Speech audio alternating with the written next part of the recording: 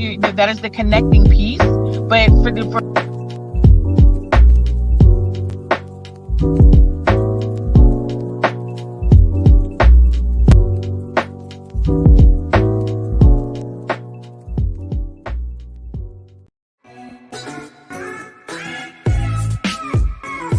But I've seen you post about that a lot, though, about, like, what were you doing before all this came about? Like, everybody is streaming. Yeah, everybody. You are learning our worth, and y'all are scared. So scared that the last thing y'all could do is put in law. On mute, but I was holding still because my face always tells a whole story, so I was trying to act like I was frozen, but I'm really not. It's okay. So yes.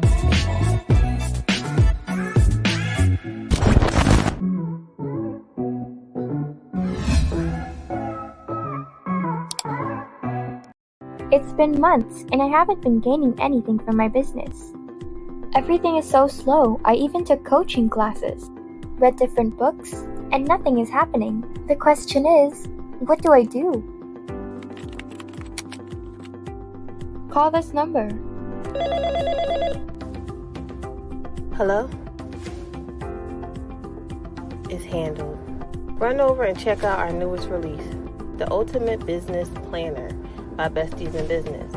Create content using our content calendar. Write down aspirations.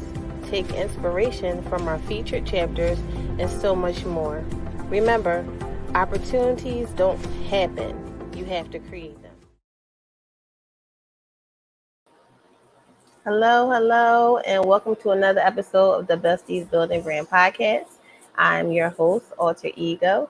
Our co-host, Crystal, may be joining us later. I know we haven't been on in a while, but we're getting back in the swing of things, bringing you some motivation and some dope individuals who are out here killing the game.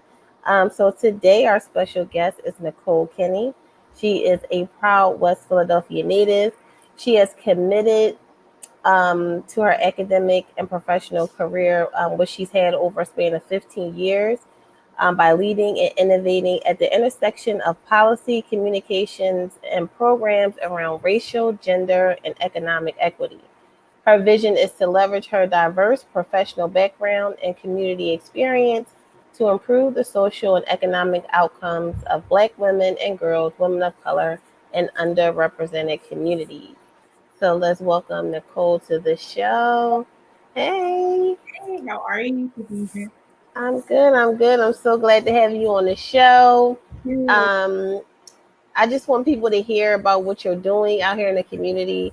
Our show is about, giving motivation to other business owners, networking, and just the benefits of it, which brought us together by networking at the Black Women Talk Tech Conference.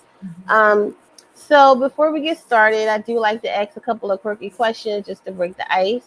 So I'll ask the questions and you just answer them as fast as you can. It'll be this or that. Okay? Yep. All right. So Netflix or Hulu? Netflix. Coffee or tea? Tea. Day or night? Day. Dog or cat? Definitely dog. Okay. Fresh Prince or Martin? This is a very important question. Fresh Prince. Okay. We like Martin. I figured as soon as you said this is a very important question, I was like, she's definitely Team Martin. But most people say Martin, but the last couple of guests we have been saying Fresh Prince. I guess I don't know if it's a Philly thing. Maybe I need to represent my town a little bit more, but I don't know. Where are you from? Philly. Oh. And I never picked the Fresh Prince. You know what? So I also too grew up like sheltered in a way. So I we weren't allowed to watch Martin growing up. Oh, really? No. So Fresh Prince was like the family show. I think it was like Monday nights at 8 p.m. So, like, I didn't grow up really on Martin, but I realized I need to watch it just because of the cultural references, especially in college. But it definitely, as a professional Black woman, I feel like Martin is just something that has to be in your vocabulary. So you have to talk about it. You definitely need to binge watch it so you can laugh. Yeah. Yeah. So I usually let our guests introduce themselves, but your bio was so awesome. I was like, I just have to read some of it. So you tell us about yourself in your own words and what you have going on, and then we'll kind of start from the beginning. Okay, sure. So, hey y'all, my name's Nicole. I'm proud West Philly native.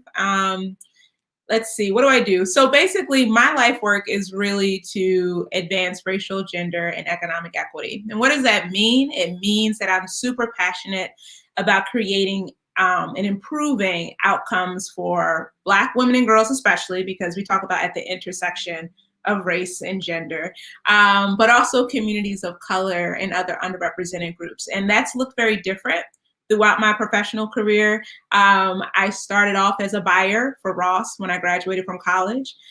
So I worked in the fashion district, and I was one of those people, like, if you ever wondered who's responsible for putting those items in the stores, that was me. That was my first job out of undergrad, and only because I really loved clothes. But it didn't last there long because the fashion industry just turned out not to be necessarily for me. But it really did expose me to just the way Black folks are perceived in the fashion community, and particularly like the lack of diversity that's in the fashion community.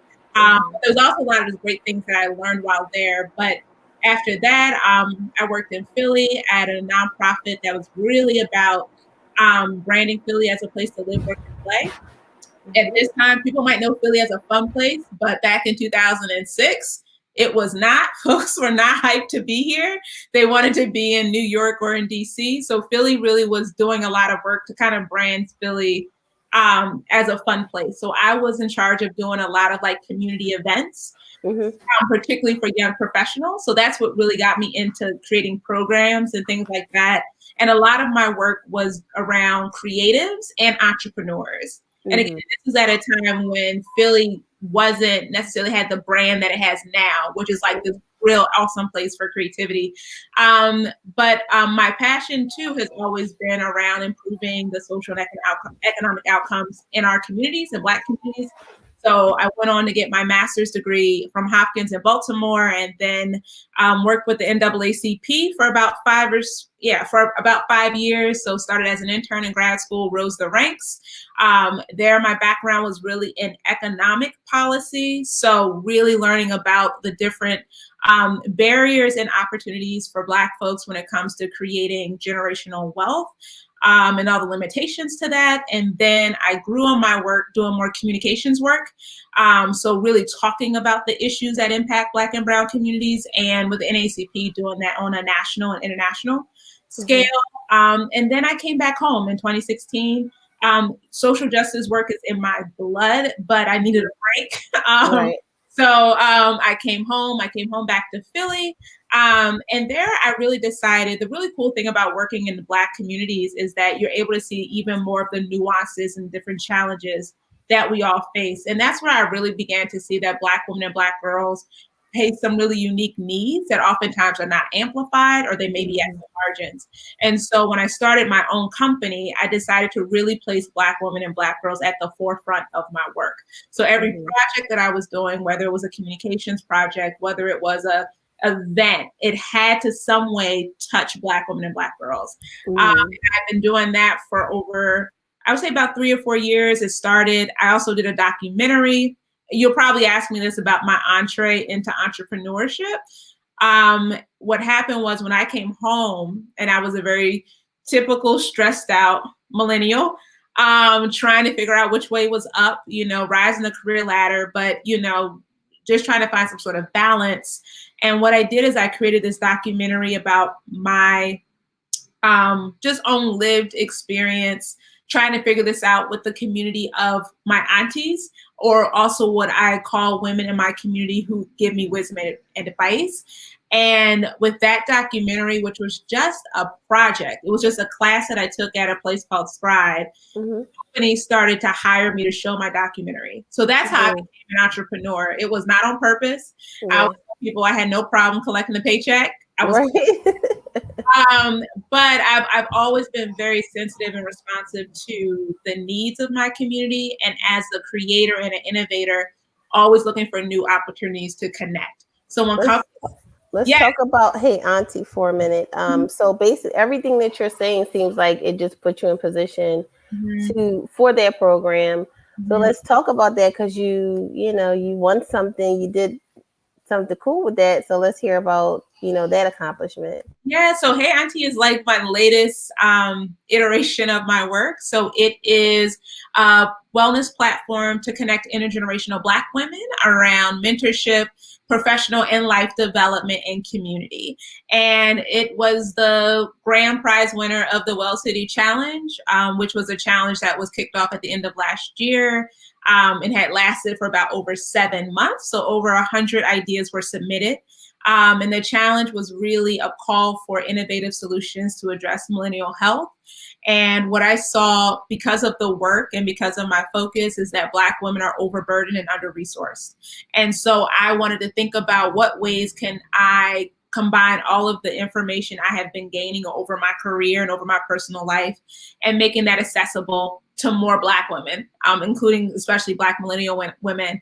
And Hey Auntie was how can I really leverage the latest technology to connect women to women who are more seasoned, to kind of provide wisdom. So think of it, I like to say, as a wisdom sharing platform or a life on life coaching for your mind, body, and spirit. And so I just was the grand prize winner. So I won $60,000 of investment money to build this platform out. So I'm super excited about it.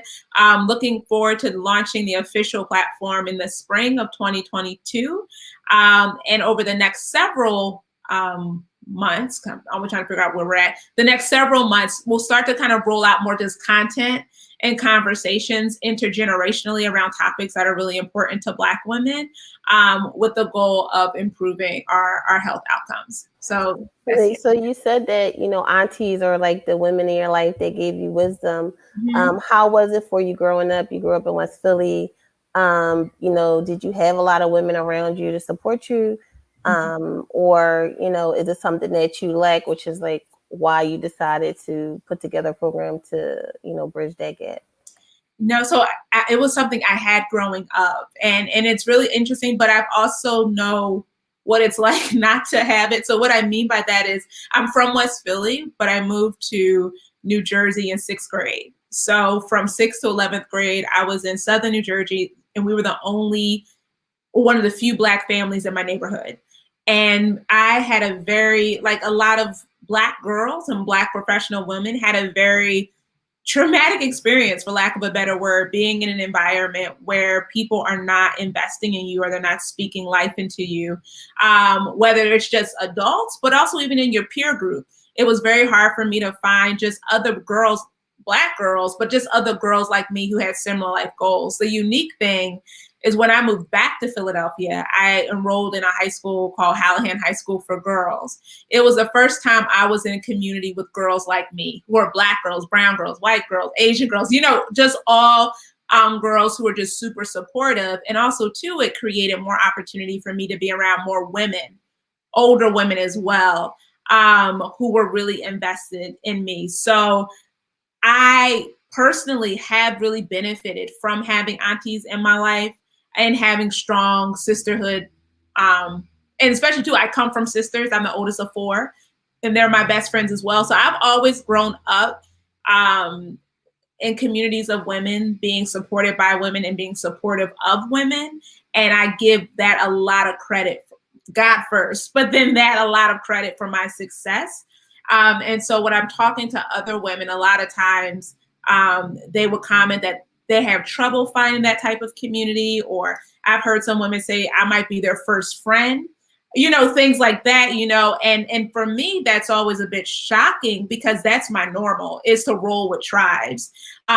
So thinking about, okay, how can I create a platform and a system to connect more women to a celebratory sisterhood that you can grow and thrive with, in addition to how can we create opportunities for mentorship, not just career, because I also hear from a lot of women, they need a lot of life mentorship, and it be a very safe and supportive space. So it's something I had, and it's something I want to amplify and make available to more women.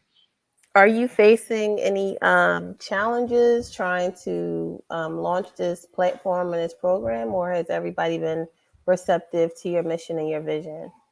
Yeah, I mean, I think challenges, absolutely. I mean, from the iteration, there's always challenges. But I would say for the most part, people are receptive, but there's also a lot of questions, right? Like, how is this going to work? How are you going to, get the aunties? How, which I think are fair questions, right? And it's also too why for me, I'm a very strategic thinker. I'm very thoughtful. I'm very research centered. So these are questions that I just spend a lot of time thinking about, as well as talking to other people about. So what are the barriers? You know what I mean? And for me, that's how I think. So what are the barriers to maybe you thinking this idea could be feasible, and how can we work through it? So the challenges are absolutely, they're part of the process. But I would say, especially my life, and I was reflecting on this today, I grow in the challenges. It's not fun. It's not fun at all. I'll be honest, I was crying this morning. It's not fun. But when I think back over my life, I wouldn't be where I am without the challenges. So it's one of those things, that those tensions that I'm just learning to live with.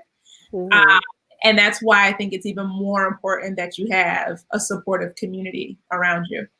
So I know you have the aunties around you, but did you have like an official mentor or someone, like when you decided, hey, I want to put this program together, I want to, bridge that gap, I want to, do this, for real and make it a business? Did you have a mentor, or was it just based off of your research and what you have been doing already? I did have a mentor. So, and I will say this is what was super helpful in a couple of ways. Officially, the type of mentorship that I needed, so one of the things that I did when I was working on Hey Auntie, and it's still very much in the new stage, is I built an advisory committee, right? I'm a woman of faith, so I believe that safety comes in a multitude of counsel. So I don't move without advisory people. I just don't. I'm very clear that I cannot see 360. I'm very clear that I don't know everything. And so the first thing that I always do is to reach out and see, okay, who else can I get to help me? Now, I will say that's something I've had to grow into, especially as an entrepreneur, because I think when you start as an entrepreneur, you think it's just you.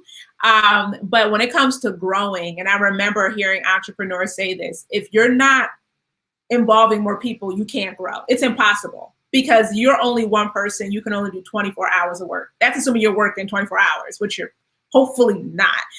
But if you're looking to grow, that means you're going to need multitude of people. So, but I will, to your particular point, why I'm so excited and happy for the Well City Challenge, I knew I needed a mentor specifically in the technology space. And that is what they gave me in the very first round in the incubator. And that particular mentor, his name is Hayward West, and he's from Deloitte.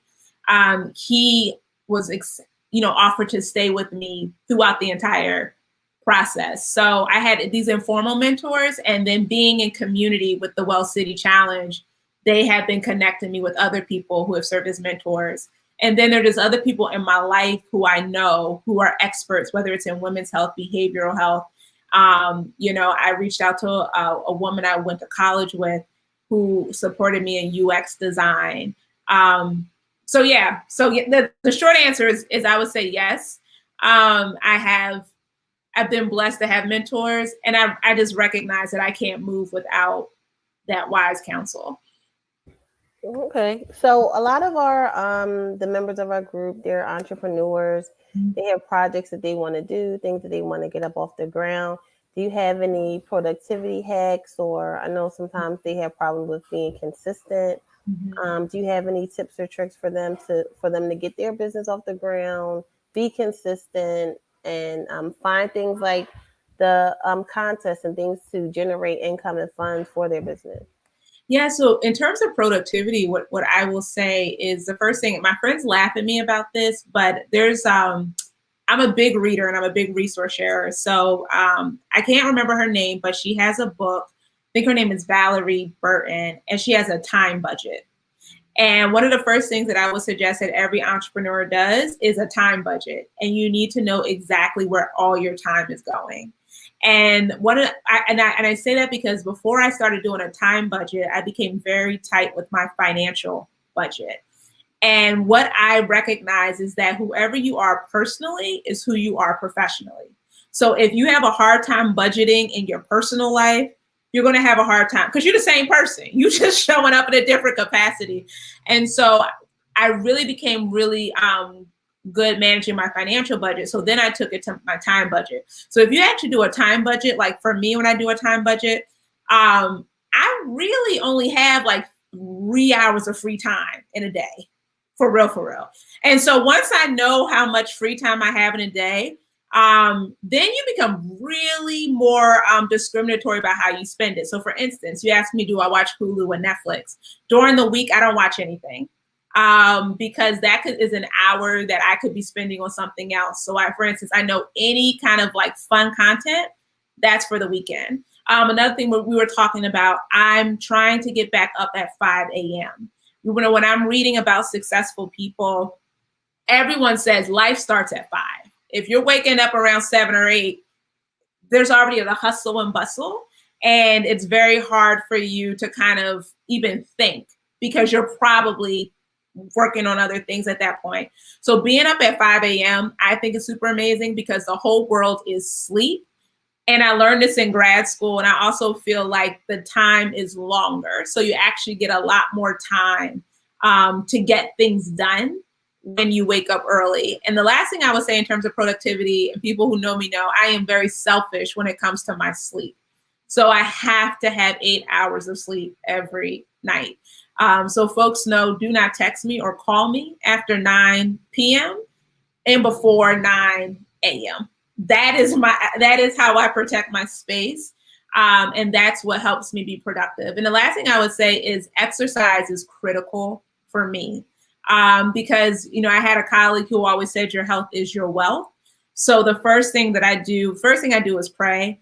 The second thing I do is work out to make sure that I'm investing in myself so that I can be performing at my optimal level throughout the rest of the day. So those are some of the hacks that I'm implementing.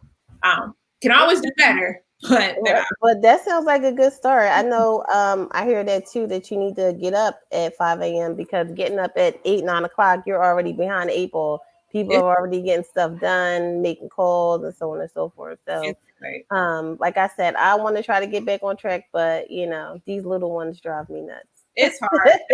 Issa Rae, I don't think I can do this. Well, I'm not gonna say can't because Michelle Obama was up at 4 too, but Issa says she's up at 4, and I can understand that because it's just like there's just so much you can get done between 4 and 7 a.m. Like, and the world is quiet. It's not, you can concentrate, you can focus. Mm-hmm. So I was going to ask you so I know you won the money from that contest, but let's say you won $10 million tomorrow. What would you do with it? What would you spend it on? Are you saying Nicole won $10 million professionally or Nicole just won $10 million? You just won $10 million. Oh, wow. If I went, that's a wonderful question. Well, the first thing I would do is tithe. So I would give it back, to my church. The next thing I would do is definitely save. Nope. Make sure all my debts are paid off. That's the second thing I would do.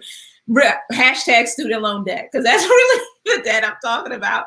The next thing I would do is definitely save. And then after that, I would probably make sure that Hey Auntie is where I want it to be, because it is a project that is going to require upwards to probably $500,000 at least to get it to where I want it to be. Of course, then I would give money to my family and to my friends. I'm super philanthropic, so I would also probably make donations to other, I try to be like, what's her name? The woman from Amazon, Mackenzie, who's just out here giving everybody billions. I would probably, be given, but that's what I would do. I would say one of the things that I have learned is how to do more with less. Mm-hmm. And so and then I would travel, but I'm realizing I don't need a lot. you know, so I would just use what I need in order for the projects that I have, that I feel like I've been entrusted to work on, that they are in a good place, that they're flourishing, and that, you know, the people that I care about are taken care of. And then I would travel, and I would probably make a lot of donations. Well, I know Hey Auntie is what you're working on now. But what are you doing besides that? Like, what does your business consist of? And what's life beyond Hey Auntie? Like, what's the next 5 to 10 years look like for Nicole and your business? Yeah, it's a great question. So Hey Auntie is its own separate venture. So you have my company, it starts with me, and we're a social impact consultancy. And so my work really focuses on communications, doing now more diversity, inclusion, and equity assessments and trainings, and then also doing events and programming, and really doing that work to advance equity in one of those ways that we talked about. So racially, gender, or economic. I'm glad you asked me what would life look like for Nicole over the next couple of years, because that's something I've really been envisioning about. Something I'm really excited about right now is I've been working more with real estate developers around racial and economic equity. And that is important because my background, especially, you know, home ownership is one of the main drivers of wealth. And it's one of the primary places where African Americans have been historically locked out of. And so I definitely do see me having more of a footprint in the real estate space, specifically around the commercial development side, and being more involved in working with leaders in that space about making real estate opportunities, not just residential, but also commercial, more equitable for Black folks. I also do see myself as well buying more property. One of my visions is to create homes that are also multi-generational, which means having homes where you might have an auntie and then you have someone younger so that they can look after each other. So that's a vision. Something else I'm deeply passionate about is film. So I told you I started with my documentary. I've already written a first screenplay. And so my vision, even when we were at the Black Women Talk Tech, I don't know if we met in the Netflix. I think it was either Netflix or Roku, one of those rooms. Yeah, so I was in Netflix because one of my dreams is for It Starts with Me to have its own production wing, and to actually have, for me, again, I'm a woman of faith, and so I would love to reimagine like Bible stories in contemporary times. And so for selling my screenplay to Netflix is a dream that I have as well at that time. And so that's really where I see myself growing, is really in the real estate space from a commercial side, and really working more with developers about creating more opportunities and access for Black folks, working on production, and things like that. And then just constantly innovating and thinking about new creative ways to tell stories.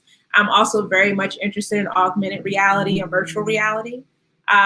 So I could see myself doing that as well. But anything I'm doing to advance and amplify Black women and Black girls, that's my jam. But what I just mentioned is what I would like to see myself doing within the next 2 to 3 years. Okay, cool. So we'll definitely be talking about that because a lot of those things sound like the same things that I'm working towards. But I wanted to ask you, what are some tools that you use? I know you mentioned the time budget, but what are some tools that you use for productivity in your business that, maybe, some of us could pick up to try to manage our time better, as far as working on our business, content, and things like that? Yep. So the first thing I would say that I do, and again, this that I'm working on, I am not by any means perfect, but one of the things that I'm definitely trying to do is my phone being somewhere else during work hours, because I realize. So this is the first thing I would tell you. I've turned off every notification on my phone already. So like if I get a text, email, whatever, I wouldn't know it anyway. I would have to go check. But the second step of that is actually putting my phone in a separate room, so that I'm not even checking it. One of the things I love about Gmail now is that you can pause your inbox, so that, if you're someone like me, who, like, if your email comes, like, you're like, oh, let me go look at it. That's a tool that I've definitely been using. Also, another tool that I will say, there's a book called Emotionally Healthy Leader that I highly recommend to entrepreneurs. And he talks about creating something called the rule of life. And the rule of life is another word for a trellis. A trellis is a thing that plants grow on so that they can grow up, right? And the rule of life is separated into 4 quadrants, and it can be whatever you want. But the quadrants that he has that I use are rest, work, relationships, and prayer. And the idea is that you put, so now it's 25% in each quadrant. Typically we think work is like 100%, but it's 25%. And the rule of life is that you put the different things in there that you need to be balanced in each area. And that, I will say, is probably the most, the tool that I use the most frequently when it comes to productivity. Is not just, am I getting the work done, but then I'm going to look at rest. For instance, for me, I take the Sabbath every Sunday. What does that mean? No work. Everyone knows no work, and don't call me. Like, I am completely unplugged because I need to rest and spend time with God. But also, what does rest mean? Rest means I have to be exercising at least 5 times a week. Or relationships. Have I checked in with a family member? Have I checked in with a friend?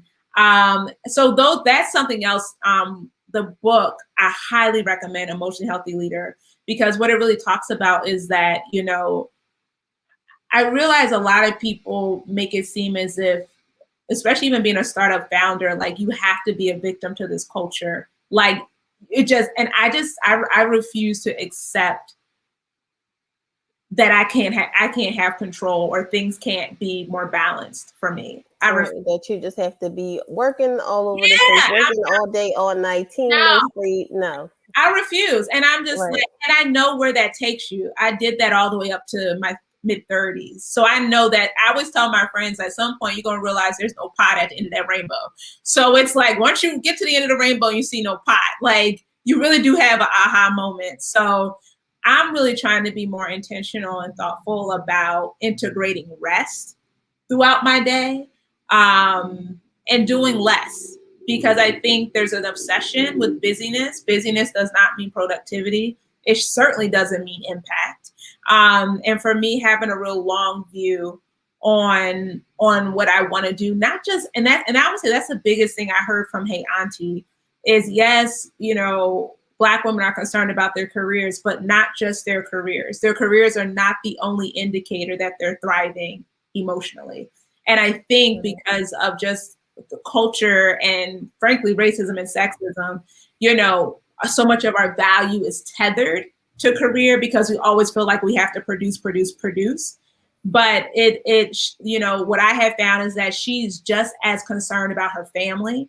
She's just as concerned about her philanthropic endeavors. She's just as concerned about fulfilling the call, that God has over her life, if that's what she believes in. And so I'm hearing that as well. I'm hearing, yes, my career is important, but I don't want it to be the center of my universe. And I don't think that on the show before, that most Black women, they usually don't get praised or recognized unless they're doing something for somebody else. Just for being you, it's no big deal. Nobody cares. You have to be doing something epic or making a little bit of noise for people to care.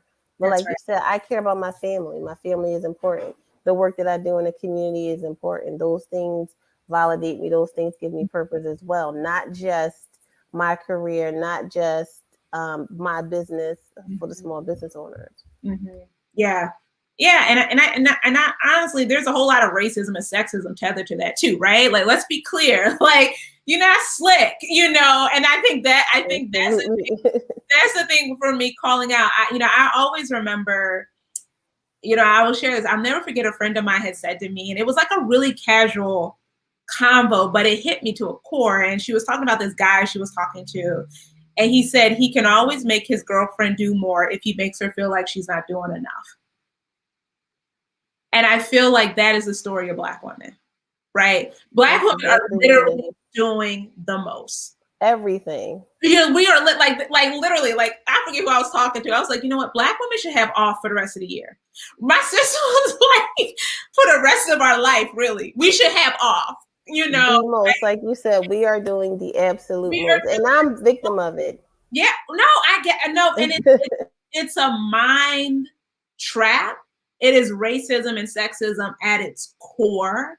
If I push a little deeper, a lot of it has to do with identity and how Black women have been trained to see themselves, right? And so it's difficult to kind of detangle yourself from that, because that's all you've known. You become very, like for me, you become very addicted to extrinsic validation and praise, right? You become very addicted to titles. So for me, when I left my position, which was a well visible position, and I'm here with all these hoo-hoo people, and now I got to introduce myself and I have no title. That was horrible.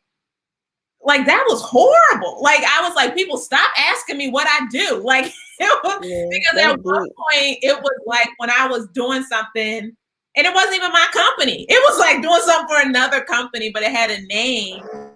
You know, I had all this value, but you take that away from me and it's like, I'm nobody. And that's something I really had to sit with and unpack. But I think a lot of more Black women too are having that wake up call. You know what I mean? But I think too, that's why we can't just tell Black women like, don't care about this stuff, because that's how we've been raised. And there's layers to that. You know what I mean? But at least we're talking about it. So I think that's important to keep talking about it. That's why I did this show. You know, because the more you talk about it, the more visibility it gets, the more people will hear it. Some people probably have never even heard that coming from Black women saying, hey, like, my validation lies in things other than being a mom, for example. Like, some people, that's all they do, and they have to do. If they're not a mom, they don't know what to do when their kids move out and go to college. So thank you so much for this conversation. It was so good having you on the show. So if you want to catch up with her, get in touch with Nicole. Her website is itstartswithmeloc.com. Her email address is iswm@Nicole E Kinney with 2 N's.com. I'll make sure everybody has her information after the show. Thank you all for tuning in, and have a good evening. thank you, Khadijah. Thank you.